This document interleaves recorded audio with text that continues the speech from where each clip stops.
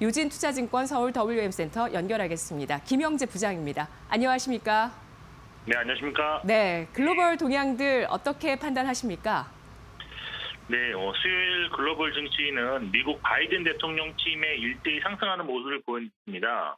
먼저 유럽 주요 증시를 살펴보면 약 0.6% 내외의 상승을 기록했는데 미국 바이든 대통령 취임을 계기로 팬데믹과 경제 타격에 대항할 부양책 기대감으로 상승했습니다.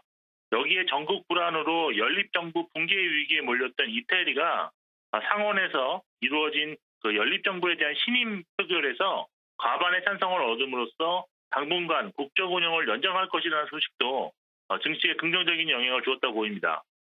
미국 역시 다우와 나스닥 일제히 상승했는데요.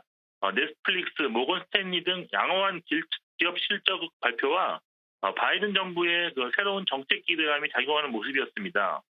대통령 취임을 통해 바이든 정부가 출범에 따라서 분연된 국가를 통합시키고 코로나19에 대한 새로운 대응에 나설 것이라는 기대가 뉴욕 증시에 호재로 작용했습니다. 특히 기술주 위주의 나스닥이 상대적으로 큰 상승을 기록했는데 전일 옐런 재무장관 후보자의 발언으로 증세에 대한 부담이 완화될 것이라는 기대감이 이어지는 모습입니다. 종목별로는 전일 장 마감 이후 양호한 가입자 증가수를 발표한 넷플릭스가 16.8% 상승했고요. 페이스북 2.4%, 아마존 4.6%, 알파벳 5.4%, 애플 3.3% 등 대형 기술주 강세가 두드러졌습니다. 또한 전기차 및 자율주행차와 관련해서 합종 연행 분위기가 있는 자동차 업종 내 관련주가 오늘도 상승했는데요. 테슬라가 0.7%, 포드 8.4%, GM 1.8% 상승했습니다. 전반적인 미국 시장의 상황은 새로운 정부의 확고한 부양책 의지 피력과 달러 약세를 용인하지 않겠다는 분위기, 그리고 무엇보다도 실적에 대한 전망이 다시 개선되는 모습을 나타내고 있기 때문에 당분간은 강세 분위기가 유지될 가능성이 있다고 보입니다. 상대적 약세였던 나스닥의 반등이 유지되는지 관찰하실 필요가 있을 것 같고, 전반적인 글로벌 증시 마감 상황이 오늘 국내 증시에는 긍정적으로 작용할 것으로 예상해 볼 수 있겠습니다. 네, 미국과 이탈리아의 정치적 불안감 해소, 여기에 양호한 기업 실적과 새로운 정책, 또 강력한 경기 부양책에 대한 기대감이 작용한 장세로 해석해 주셨습니다. 달러 강세 쪽으로 가는 그 제닛 옐런 재무장관 지명자의 발언 이후에 시장에 큰 반영이 되지는 않고 있지만 또 중국과 미국 쪽의 대립이 어떻게 이어질지도 또 관심사인데요. 달러 상승 추세에서 일단 조금 횡보하고 있고 원달러 환율도 벌써 1,100원 선에 대한 지지력을 계속 보여주고 있습니다. 오늘장 과연 좋은 수급 흐름 보일 수 있을지 궁금한데요. 오늘장 전략 세워주시죠. 네, 오늘 국내 시장 흐름 예측을 보면요. 글로벌 증시 상승 영향으로 상승 출발한 이후에 외국인의 매매 방향에 연동한 지수 흐름을 예상할 수 있겠습니다.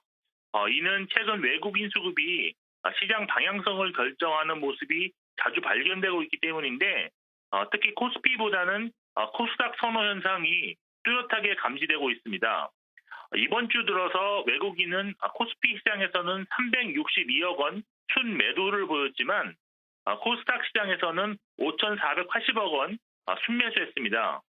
지수상으로도 이번 주 코스피가 0.9% 상승한 반면 코스닥은 1.4% 상승함으로써 외국인 매수 이후에 코스닥이 양호한 지수 흐름을 보이고 있습니다.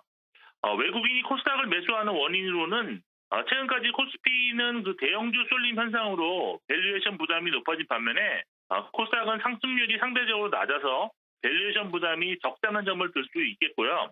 여기에 최근 공매도 금지 연장을 암시하는 발언들이 정치권에서 자주 등장하고 있어서 이와 같은 기대감이 작용 중이라고 할 수 있겠습니다. 따라서 당분간 신규 매수 기회는 코스닥에서 자주 발생할 수 있을 것으로 보입니다. 또한 시장과 관계없이 4분기 실적 개선 기대 종목에 대한 선호 현상은 꾸준하게 나타나고 있습니다. 보통의 경우 3분기 실적 개선이 나타난 종목들이 4분기에도 개선세가 이어질 가능성이 높다는 점에서 3분기에 턴어라운드 조짐을 보인 종목들에 대한 꾸준한 관심은 투자 전략으로 유효하다고 판단하고 있습니다.